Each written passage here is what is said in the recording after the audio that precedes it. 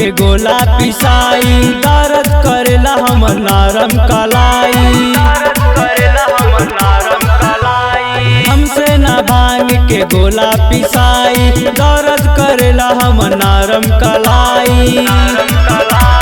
समय बा कैसन की करम हमर फूटल बा, पीछे में सिलवट में देखी स्वामी टूटल बा। कोमल कलाई हमारे ही से मुँह चुकल बा, पीछे में सिलवट देखी स्वामी टूटल बा। कोमल कलाई हमारे ही से मुँह चुकल बा।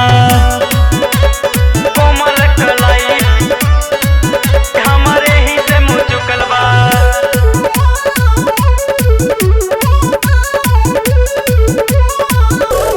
बरस समन पानी भीतरिया जाला, रउआ के समय कुछ न बुझाला।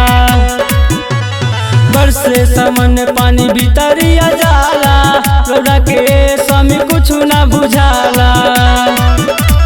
रोजे के आदत से दिल हमर टूटल बा, पीछे में सिलवट में देखी स्वामी टूटल बा। कोमल कलाई हमारे ही से मुँह चुकल बा, पीछे में सिलवट देखी स्वामी टूटल बा। कोमल कलाई हमारे ही से मुँह चुकल बा।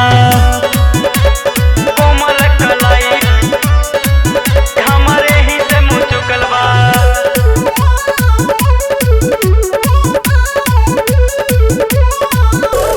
दिन रात घूमतानी पर्वत पहाड़ हो, दिलवा के बात नहीं जनली हमार हो।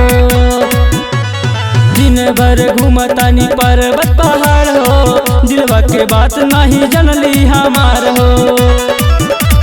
पता नहीं हमारा से कैसन चुकल बा, पीछे में सिलवट में देखी स्वामी टूटल बा। कोमल कलाई हमारे ही से मुँह चुकल बा, पीछे में सिलवट देखी स्वामी टूटल बा। कोमल कलाई हमारे ही से मुँह चुकल बा।